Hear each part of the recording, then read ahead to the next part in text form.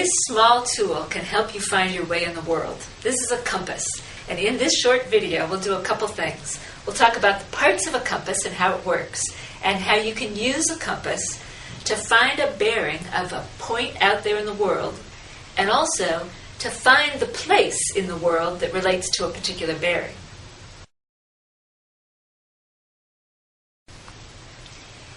Here's a fake compass to just talk about the parts of a compass.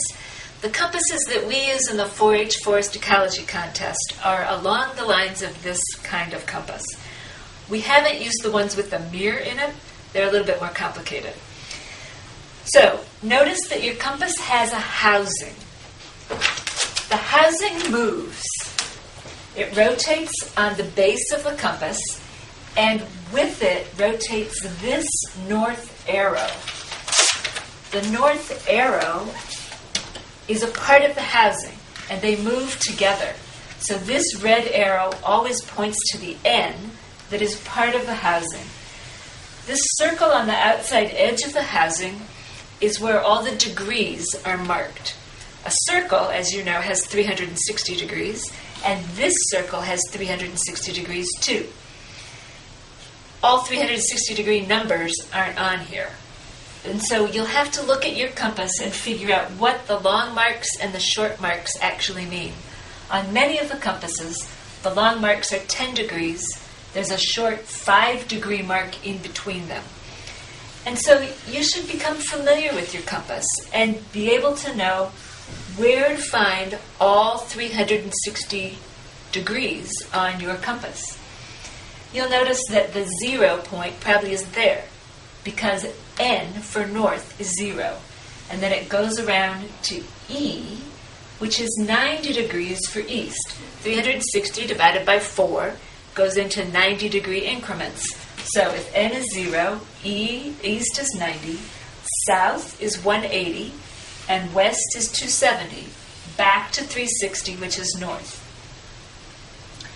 So the next thing to see in your housing is this red needle.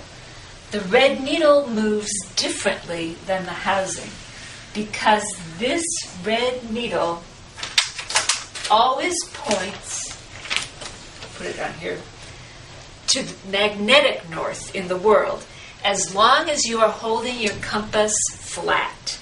It doesn't work when it's going upside down. You have to hold your compass flat, and don't have a really big belt buckle next to it, and don't be inside a room either. Go outside, hold your compass flat, and you'll notice that you can turn the housing, but the red needle will still keep pointing to magnetic north. If you have a compass where the needle is jerky, that's probably because there's air inside of the housing. And if you have a liquid-filled housing, the needle is a little bit more stable and it's easier to use. So if you're buying a compass, buy one that has liquid on the inside. There's one other part of our compass, and that is this piece right here, which is the direction of travel arrow. The direction of travel arrow is part of the base of the compass. It doesn't move like the housing moves, and it doesn't move like the red needle moves. When you use a compass, the direction of travel arrow should be up and the same as your fingers.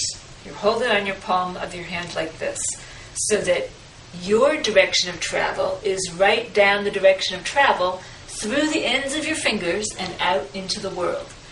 That's the proper placement for a compass.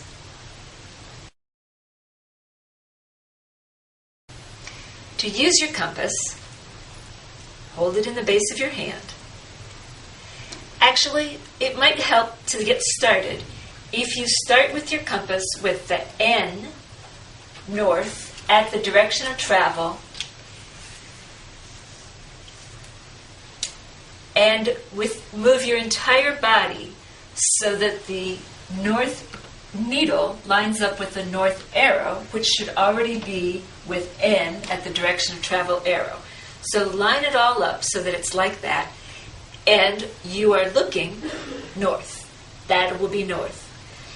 Then twist your housing so that the E is at the direction of travel. I'll do that right here.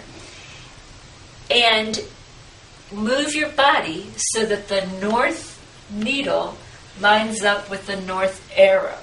And to do that, you're going to be moving 90 degrees to the east, and now you're going to be pointing east.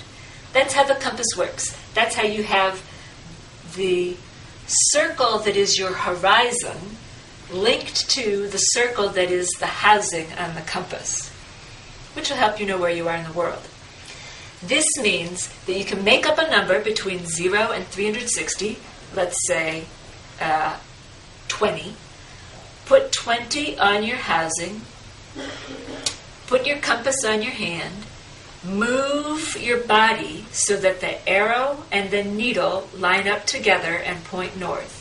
That means you are looking 20 degrees to the east of due north. And practice. Give yourself another number, 230.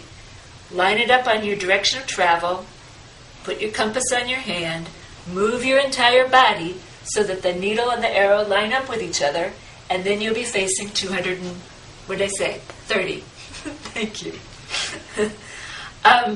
So that's how you, if you're given a bearing, you find that place in the world.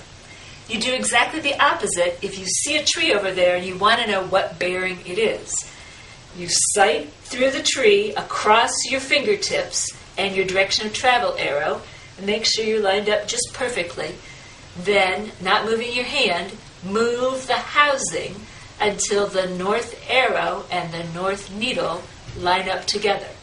Check it, make sure that's right, and then read the degrees right off the housing, and you'll know what bearing that is from you.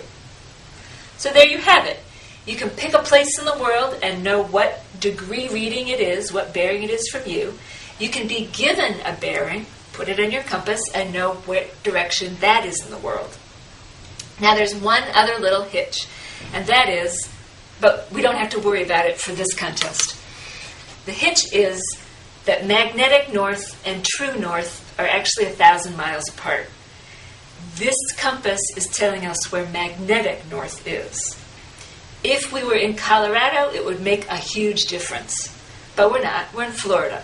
And so for Florida, we're not really going to worry about the difference between magnetic north and true north. It's called declination, and we'll just forget about it. So we are going to be using the compasses to find magnetic north, and everything in the contest will be related to magnetic north, and that's all there is. Of course, the continents keep shifting.